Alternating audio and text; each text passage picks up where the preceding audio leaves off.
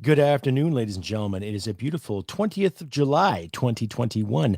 Coming up in this episode of the Crusty Canuck podcast, episode 143, The Lurking Agenda of Government Censorship, Protecting Us from Reality or Protecting Their Feelings, plus other honorable mentions from some stupid Canadians out there. All that and more coming up to the show. Please stick around, and listener and viewer discretion is advised. Stay tuned. Hit it, sweetheart. Because I am hard, you will not like me. Yes, sir. There is no racial bigotry here. Here you are all equally worthless. From Western Canada, this is the Crusty Canuck podcast, a Canadian veteran's point of view on political, social, economic issues and life. Here's Crusty.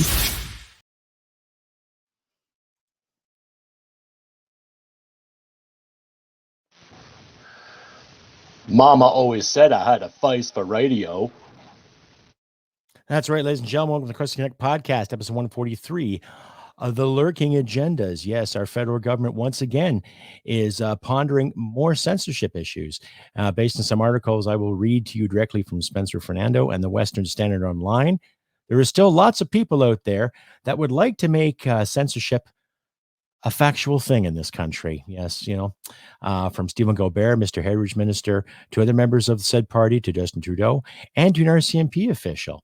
Interesting enough. Now, after all the crap that has been going on in recent months in this country in regards to finding some truth and reconciliation to residential schooling, and to finding people that are getting censored by big tech and other companies, and our friends in the States, i.e. Joe Biden, and of course his press secretary, Ms. Psaki, talking about how big tech should take more responsibility in harnessing the problematic effects of people posting stuff online. Okay. Before I carry on, ladies and gentlemen, if you like and hear what you see, by all means, click like and subscribe and all that good stuff. And click your notification bell there on the tube. That's if you're not shadow banned already. So that way you get updated on new content coming at you from the Crusty Canuck podcast. Anyway, carrying on, we got more information in regards to censorship. And I'll read a little article that came from Spencer Fernando, Canadian independent journalist, quite brilliant. I've seen his interviews a few times, and I'll leave a link in the description for you guys to follow along there. But this clown here, cue up my page here again. Pardon my delay, folks. This clown here, Mr. Stephen Guilbeault, Heritage Minister of Canada. And based on an article from Spencer Fernando, which he wrote there on the 17th, title is, With a Plan to Regulate Lawful but Offensive Tweets, Liberals Continue Moving Closer to Communist-Style State Censorship. Yeah, fun times, eh? He's quoted, "A truth doesn't mind being questioned. A lie doesn't like being challenged." The above quote can be applied to many things, but particularly to how governments treat speech. In a truly free and democratic country, governments seek to defend freedom of speech because they know that free speech makes societies more creative, more innovative, and makes it easier for citizens to hold the government to account.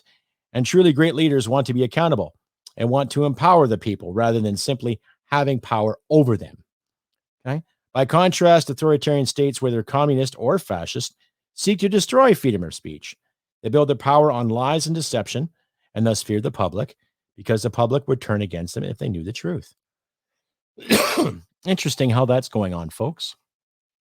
Interesting how that's going on today as we speak, when it comes to inoculations, when it comes to vaccines, to businesses, to people protesting, freedom rallies, all that good stuff, and how a lot of the authorities have cracked the old notion of whip of fines, fees, regulations, and jail time for some. As a result, communist and fascist states suppress speech using the power of government to narrow the bounds of allowed speech. Allowed speech, mind you. Yeah, allowed. Can't say that here. That's too offensive. Oh, goodness. Using legislation to make it more and more speech criminal and attempting to create a climate of fear that keeps people from speaking their minds. Okay. Basically, the more a government has to hide and the more contempt they have for the public, the more they seek to suppress freedom of speech. Go figure. Look what's going on with C10, C36. Now, a lot of this, you can very well say, started with M103, the motion to stop Islamophobia, right? Because, the word phobia is basically a fear of something, an unreasonable fear. We know this. I don't have an unreasonable fear towards Islam. I don't have an unreasonable fear towards Christianity. Neither should you. I don't think any sane person that works in this country, that lives in this country, that does their share of whatever, okay, has no real unreasonable fear towards a religion, any religion for that matter. But I'll carry on. Pravda, the magazine Pravda. Okay. In the Soviet Union, they called their main propaganda newspaper Pravda, which meant truth, quote unquote. There was a joke told by the Soviet citizens about Pravda and the other state newspaper, Izvestia. In Pravda, truth, there are no news. There is no news. Sorry. In Izvestia, news, there is no truth, said Pravda. So back and forth, right? Like a bad tennis match.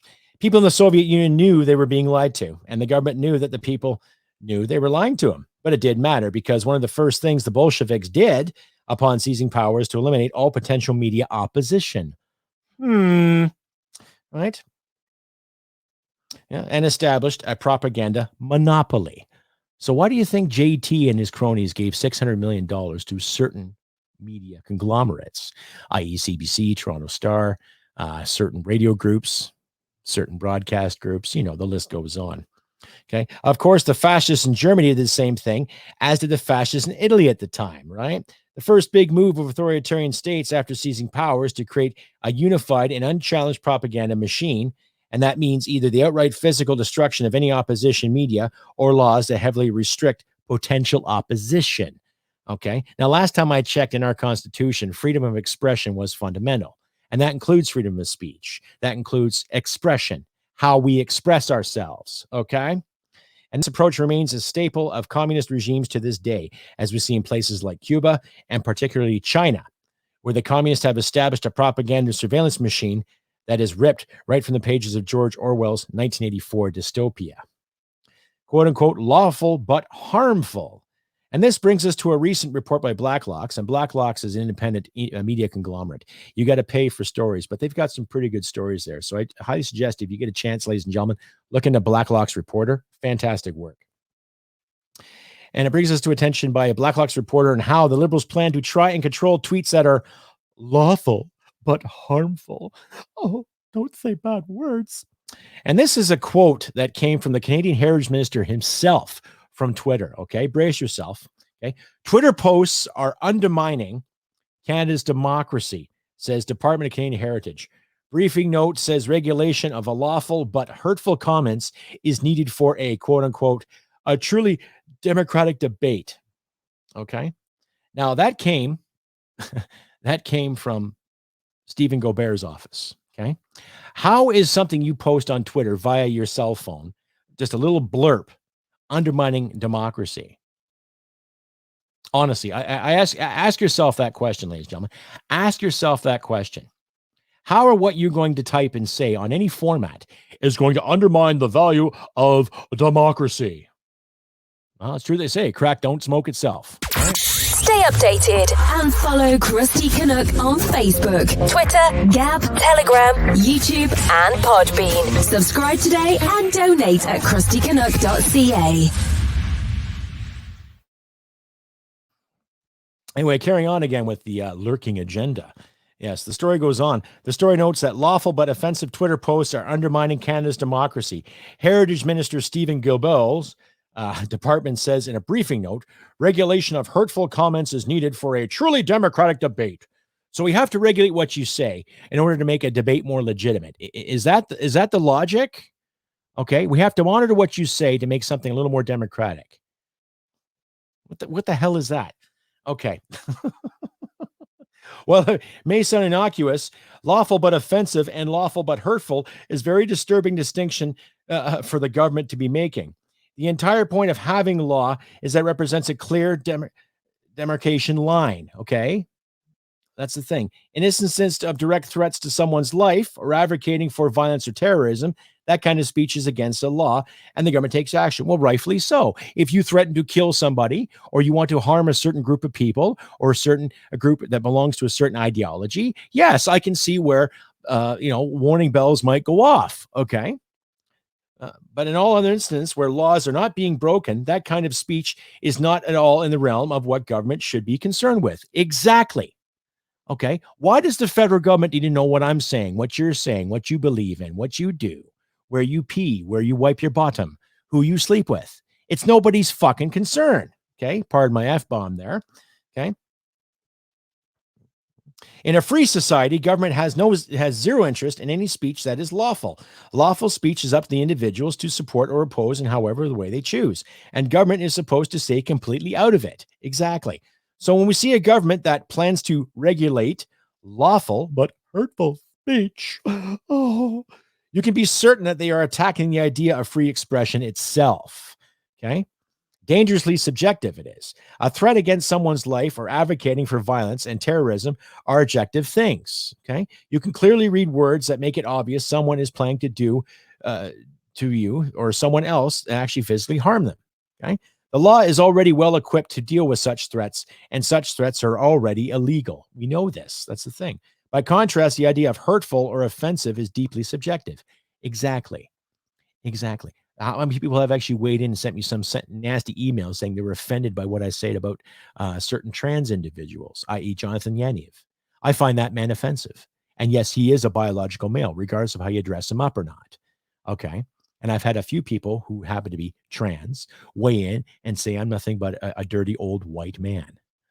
That comment was offensive, but am I going to cry in my oatmeal because of that? Oh, no. They call me a dirty white old man. Oh, yeah, whatever. Fuck. No. And that's the thing. Something may seem hurtful to you while being hilarious to me, and vice versa. I just made that point, right? The entire idea of free speech and free expression is that the individual Canadians are supposed to decide what we like and what we don't like. We can consume more content we like and less we dislike, all based on our own choices. That is freedom, folks. Straight and narrow. That is democracy. That is a democratic debate right there. You, the viewer, you, the consumer. Okay, you, the purchaser, you, the buyee, you, the seller, you, the employer, employee, the worker, the doctor, the nurse, the lawyer, the professional mud wrestler. I don't care. You have that choice. Okay. For the Liberal government to now be declaring that free exchange of ideas undermines democratic debate is a communist-style doublethink argument that presages an attack on free expression, an attack already underway with the Liberals having pushed Bill C-10 and Bills C-36. Okay. Basically, it's communist style censorship. Things have reached the point where they really have to start calling this what it is. And let's call it what it is, folks. Basic censorship, dictatorship. How else do we dress it up? Honestly, neo-communism, whatever. Okay. Rather than defending the Western democratic values of free speech and free expression, the Liberals are pushing a communist style censorship agenda that would destroy one of Canada's strengths, the free exchange of ideas. And every democracy, regardless of how you dress it up. And I'll begin to a story there later in the show about some RCMP corporal that says we don't have freedom of speech, but I'll get to that. Okay. Right. They are doing so by using the boiling the frog strategy, right? Where they don't take away freedom of expression all at once, but every little thing they do further undermines it until we reach the point when people are shocked how much freedom they've lost without truly realizing it until it's too late, of course. Considering how the Liberals first boosted funding for the CBC, of course, the government paid sponsor, whatever, then bailed out newspapers, then expanded government funding to private media, and then expanded government ad spending, shunned and even arrested independent media journalists in 2019 election, imposed taxes on streaming services, introduced Bill C-10, Bill C-36, which they will introduce if they do get back into power, of course, honestly. So let's say the Liberals win their next election, they will introduce it and probably push the Senate to get it done, right? And now they are planning to further impose centralized government control over content they deem or admit to as being illegal. Okay. So this is basically a communist style censorship agenda in slow motion. And that's why we must continue our fight against with it with all of our strength. And he's right. Well said, Mr. Spencer Fernando. And I'll leave a link to that story in the description for you all to read and share around, please. And like I say, ladies and gentlemen, if you do like what and hear what you see, please click like, subscribe, and share this all around all your media platforms to help the algorithm out. Help us young guys. Well, not so young guys. Help us newer guys, independent folk, get the word out there too. And you can also find my podcast on Rumble, Brighton, and Wimkin too. Those are 3 other platforms I put the podcast on. So in case I'm shadow banned even further on the tube, you can find me on Rumble and Brighton and Wimkin as well. So please look at the bottom of your screen there. Look at the little red headline. You'll find me there too. And if you do want to donate, please, ladies and gentlemen, consider donating as well. And a special thank you to everyone who came out on Sunday Fastball or Fastball Sunday. Myself and Al had a great conversation on everything political and social and all that good stuff. And that still stays true, ladies and gentlemen. I still will be doing the Fastball Sunday every Sunday until further notice. Be myself, El Sofia Rossetti, Adam Danny Mezei, and Fred Stockman, and other guests too, once they decide to come on and join the show. Basically, it's just a political panel. We talk about politics. We talk about the social spectrum, economic spectrums, and freedom as we see it.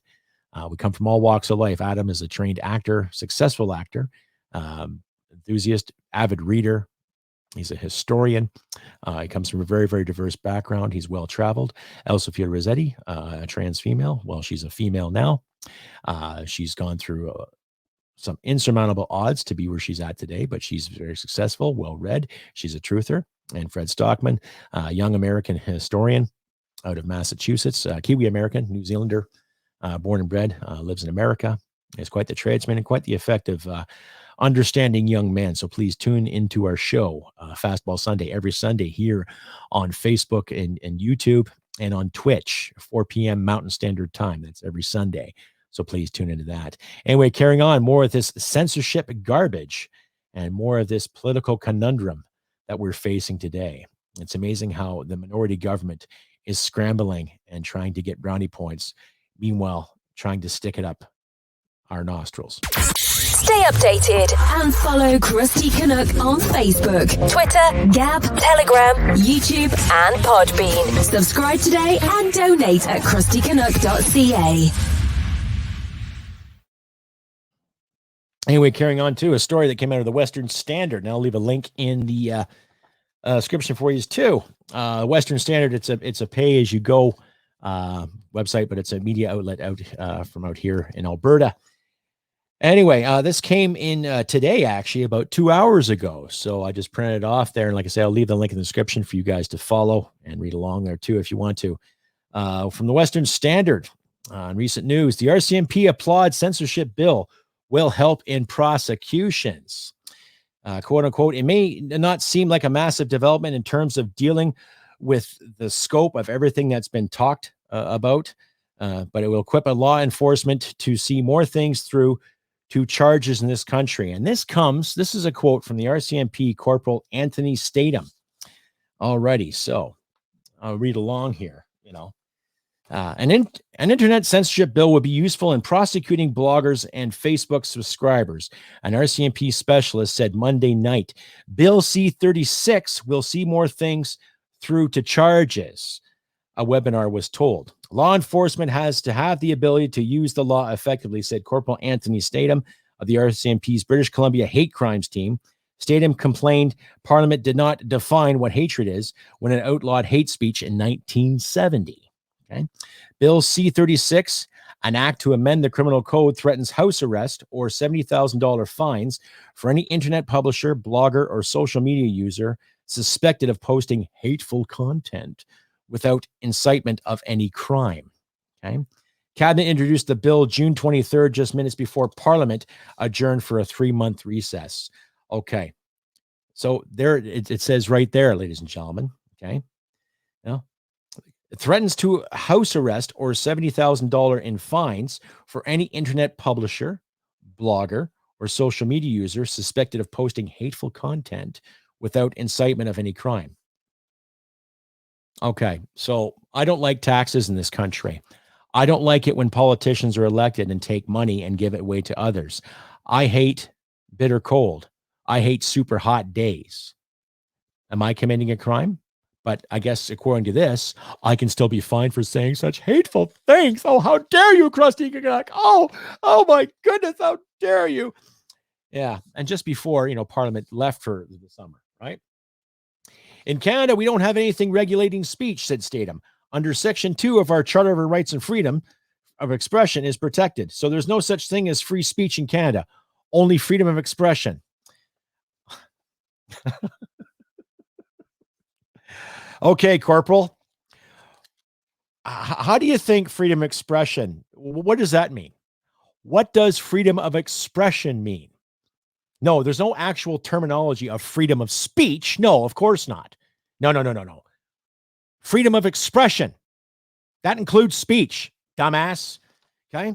Speaking in a webinar sponsored by the federally funded Canadian Anti-Hate Network, Statham noted that the current Section 319 of the Criminal Code forbids public incitement of hatred by communicating statements in any public place that incite hatred against any identifiable group.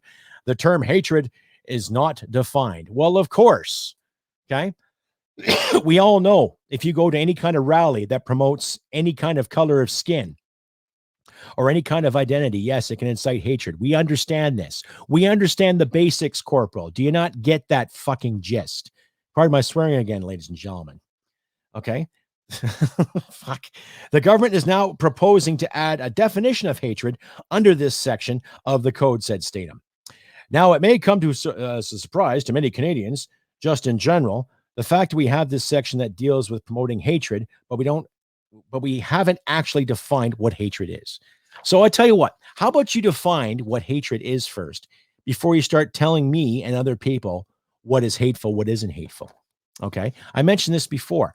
If someone comes up to you and say, I hate your guts because of your hat or your eye color or your stance, would that be deemed as hateful? And that person should be fined 70 grand or more for that? Like, do you not see the volume of the consequences you're promoting here? Holy shit. Wow. So Bill C-36 would define hatred as the emotion that involves detestation or vilification, and that is stronger than dislike or disdain. The amendment will lead to more charges, said Statement. Well, if somebody hates a situation and they say it in public, would that be deemed offensive too? Like, fuck. Holy cow. I think the proposal is to do a very good thing, he said. Oh, a very good thing. Yes, to make people walk the line for you, Corporal. Okay. It may not seem like a massive development in terms of dealing with the scope of everything that's been talked about here today, but it will equip law enforcement to see more things through to charges in this country. This needs to be revisited, he said. An amendment to this section of the code, I believe, will have a positive effect as far as our ability to do something about online hate when something needs to be done. Bill C-36 would make it a discriminatory practice to communicate or cause to be communicated hate speech by means of the internet and other means of telecommunications in a context which the hate speech is likely to foment detestation or vilification of an individual group or individuals on the basis of prohibited ground of discrimination. Internet users suspected of vilification would be subject to house arrest on reasonable grounds, quote unquote, on reasonable grounds. Fuck. Regardless of whether a crime occurred. Facebook content that discredits, humiliates, hurts, or offends would be exempt. Oh, okay. So you can say something insulting, but then somebody in that little group might be offended and threaten hate speech against you, and then all of a sudden you're under house arrest. I don't know. Did you folks get it? Let me know. The Department of Justice, as in a June 23rd backgrounder document, said the measures would apply to public communications by individual users on the internet, including on social media, on personal websites, and in mass emails, blog posts, online news sites, operators of websites that primarily publish their own content, and user comment sections. Okay. So basically, they're going to decide what you put online, because what I got out of that article, ladies and gentlemen, what I received out of this article was they have no idea what they're talking about, but they're just going to do their best and try to filter out all the bad words that people see every day. Now, for one, I'm against bullying. I'm against cyberbullying. I'm against, people being cruel and mean and whatever too. But in my history with the Crusty Canuck podcast, I have never said anything spiteful towards anyone's gender, anyone's color, anyone's identity. Okay. Now, I've questioned certain identities because this whole transgender thing is to me, it's just one big mess. Okay. Now, I'm not condemning anybody out there that's transitioning or who has transitioned. And there's a couple of people that can back me up on that. Okay. What I do condemn is the stupidity and the fake science and the fake reports that go into things just to justify a freaking narrative. Like I say in my bio on crustycanuck.ca, don't try to tell me that the sun is the moon and the moon is the sun. You see what I mean? Stay updated and follow Crusty Canuck on Facebook, Twitter, Gab, Telegram, YouTube, and Podbean. Subscribe today and donate at crustycanuck.ca. And furthermore, okay, I'm holding up 4 fingers. 4 fingers. Look at that. Ooh, interesting, right? Oh, yeah. Or is it 3 fingers?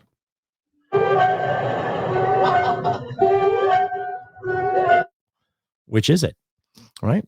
Gives you something to think about now, doesn't it?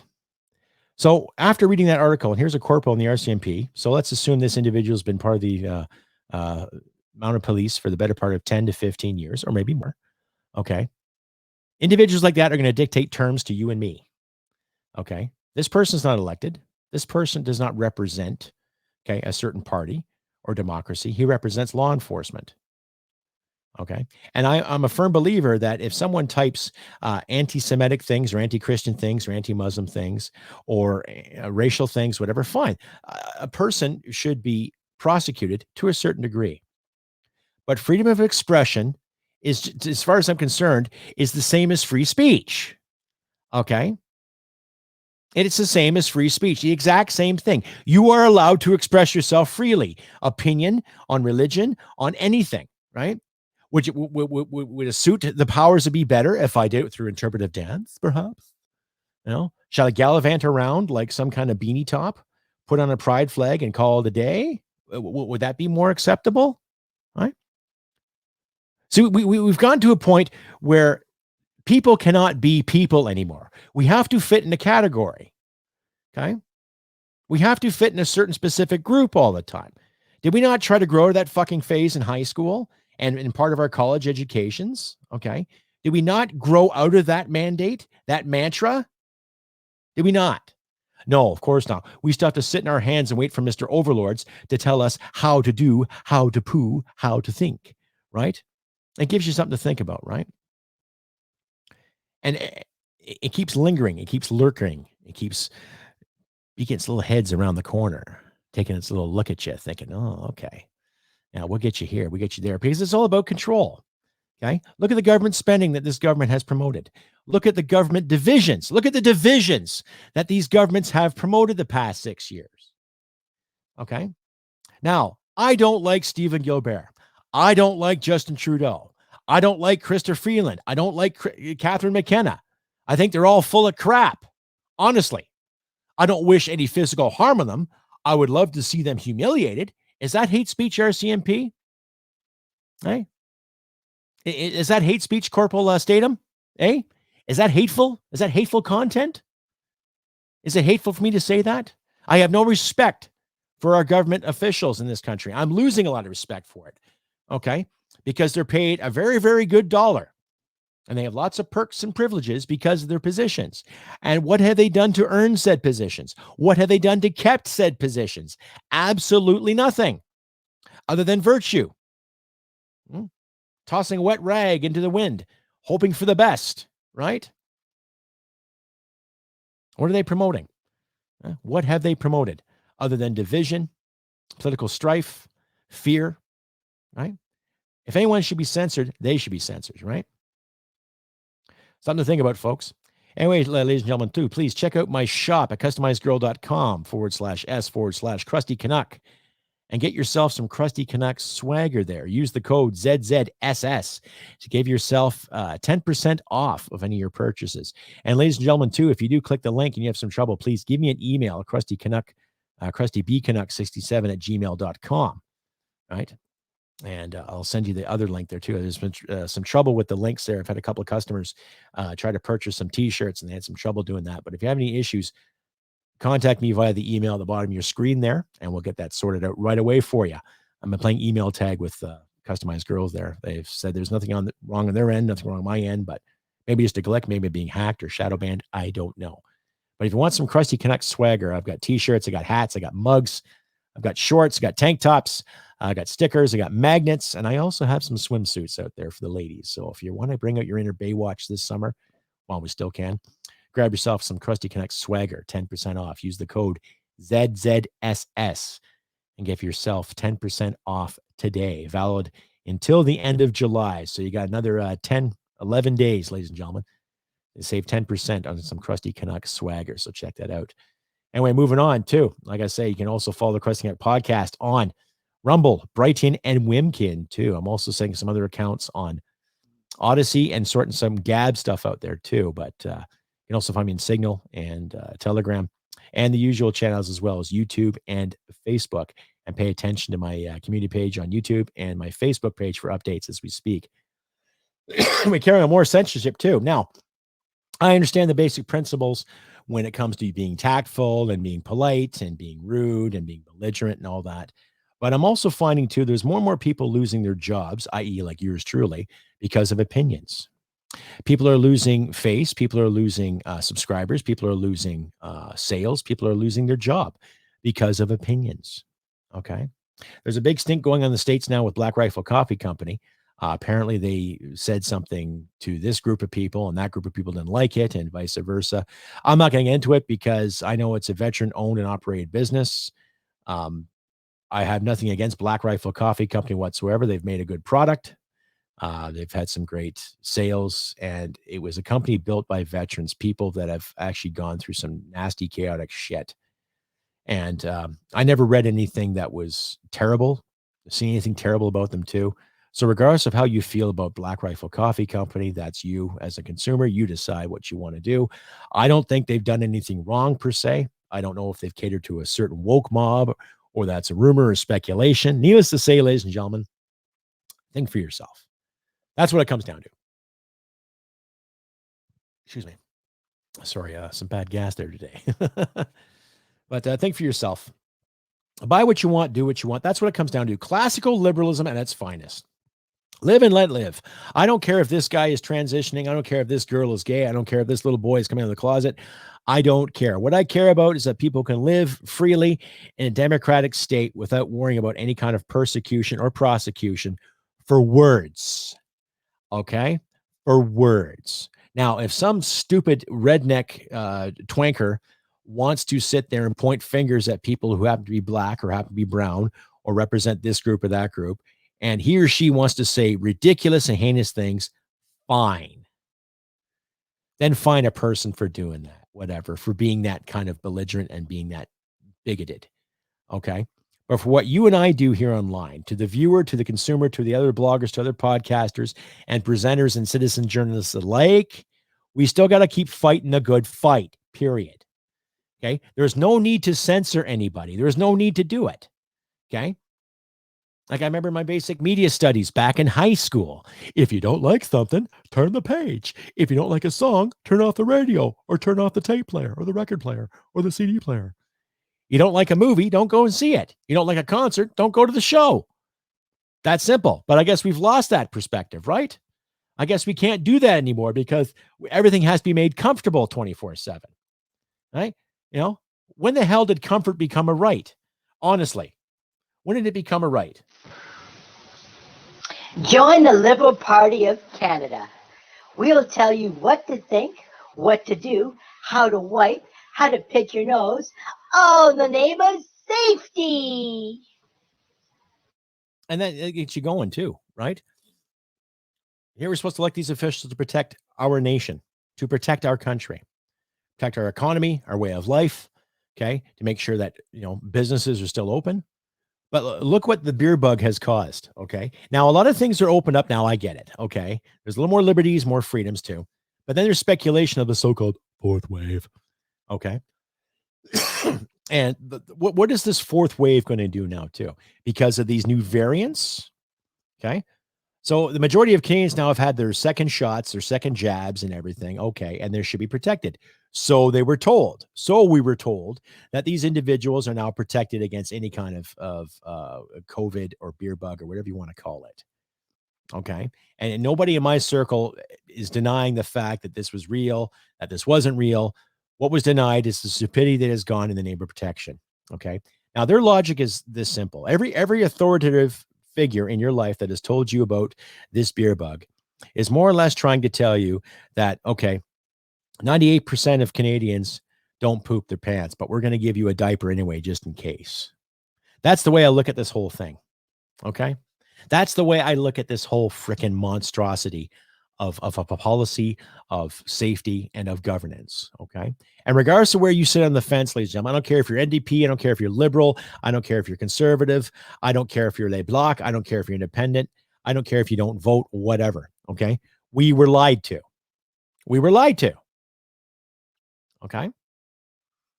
Now, with the stuff I just mentioned, okay, those two news reports that I just mentioned that came from independent journalists, nothing mainstream, because it's funny the mainstream doesn't talk about it because they're so worried about Anna May Paul, being ousted by the Green Party. She gets elected by the Green Party, represent the Green Party. Now the Green Party wants to oust her because of this, because of that. And I did an episode on her too, how she pulled the race card out every time someone questioned her ability. Maybe she's not a nice person to work for or not a nice person to work with. Right. Then again, maybe the Green Party just can't decide whether it's coming or going, because I look at Green Party policies as borderline communist as far as I'm concerned. Any political party that keeps telling Canadians what to do with their money and where to spend it, to me, has no respect. I get no respect. Now, the Veterans Coalition Party, we want Canadians to keep their money. We want Canadians to thrive. Okay. Pay a flat tax and just carry on about your business to promote proper fairness and proper equality, regardless of color or creed or gender or spectrum or how you identify. Okay. That's simple. Yet we've forgotten that simplistic politic. We've forgotten that. We've allowed these morons to call the shots. So if a fourth wave comes up, knocking on our door, more policy regulations get up, more mask signs go up, more social distance signs go up, I think it's time to tear them down and stand high for what's right. Now, Corporal Statham, is that hateful for me to say? Am I being hateful, Corporal? Huh? Am I being spiteful, Stephen Gobert? Am I undermining democracy when I want people to choose for themselves? When I encourage people to think for themselves, to buy what they want, to sleep with who they want, as long as they're not hitting people taking their stuff? Shit simple, eh? But then what do I know? I'm just some crusty Canuck. Right? Anyway, ladies and gentlemen, thank you once again for coming out to Fastball Sunday this past Sunday. And please stay tuned to more of the Fastball Sunday every Sunday, 4 p.m. on YouTube and Facebook, respectively, 4 p.m. Mountain Standard Time. And I say again, please, if you like and hear what you see, please click like, subscribe, and share this around and comment to all of your social media platforms. If anyone's out there who wants to get in touch with me, you can reach me at crustybcanuck67@gmail.com. Also, there's more contact information in the links in the description on my Podbean page and my YouTube page and other pages that I use, i.e. Rumble, Brighteon, and Wimkin. So please reach out and touch me if you can. Reach out and touch me. Yeah, okay. It's my a terrible homage to Depeche Mode there. Needless to say, ladies and gentlemen, if you like and hear what you see, please send me some donations too. I like to make this a full-time commitment. Yes, I do have political ambitions, and I'd like to get into federal politics. That's why I'm running under the Veterans Coalition of Canada party banner. I'm going to represent the Crowfoot and Battle River riding too. So please keep that in mind. If you want any more information on the Veterans Coalition Party, just check out veteranscoalitionparty.ca and you get all the information there too. Or contact me and I'll send you links to the party's website. And if you have any questions, don't hesitate to ask too. And my door is still open out there, ladies and gentlemen, to veterans and serving members. If any veterans or serving members have had issues with any kind of sexual misconduct or really bad harassment conduct, let me know. Okay, send me an email too at Crusty Canuck or crustybcanuck67@gmail.com. I'll do what I can to give you a hand, right? And I'll also leave a link to a hotline too. If anyone in the veteran circle is having a hard time coping, give that number a call and they'll direct you to some people who can help you out with your OSI or any other injuries for that matter too. I've used it myself. And because of that number, I've come a long way, ladies and gentlemen. So don't give up. We will find light in this manufactured darkness, ladies and gentlemen. We will find light, and it's up to us as individuals to make it happen, right? Regardless of what I just presented to you, my audience, my listeners and viewers alike, we have to stand our ground. It's that simple. Like I said in the fastball, I don't want to see violence come on the horizon. Nobody does. But I do believe that we're getting backed into a corner ever so slowly and carefully. And it's up to us to find the gaps and to stand high and to stand proud once again. Like I said, ladies and gentlemen, I have been Crusty Canuck on this beautiful 20th of July, 2021. Look after your friends and loved ones and do what you can to help each other the best you can. Later today, I'm going to do some housework. It's a little overdue, just to make the wife happy. I just celebrated my anniversary with my wife, too. So 8 years her and I have been together, married. We've had our ups and downs, but I still look forward to seeing her every day. So that's a good thing. And I'm very, very proud of my wife and her accomplishments and what she stands for, regardless if we disagree or not in the political spectrum. She's still my number one. And she and my family and my friends and you, my beautiful audience out there, was fighting for. So get that in mind. Like I say, ladies and gentlemen, look after your friends and loved ones. Do what you can to find light in this manufactured darkness. And give a little extra if you can to people, i.e. effort, time, maybe a few bucks here and there. But do what you can to help each other out. Right? Like I say, humanity merit wins the day. And I'll see you in the next episode. Bye for now. Hit it, sweetheart. Because I am hard, you will not like me. Yes, sir. There is no racial bigotry here. Here you are all equally worthless. This has been another episode of the Crusty Canuck podcast. Stay sane and thank you for listening. From Western Canada, this is the Crusty Canuck podcast. Well, smack my ass and call me Judy.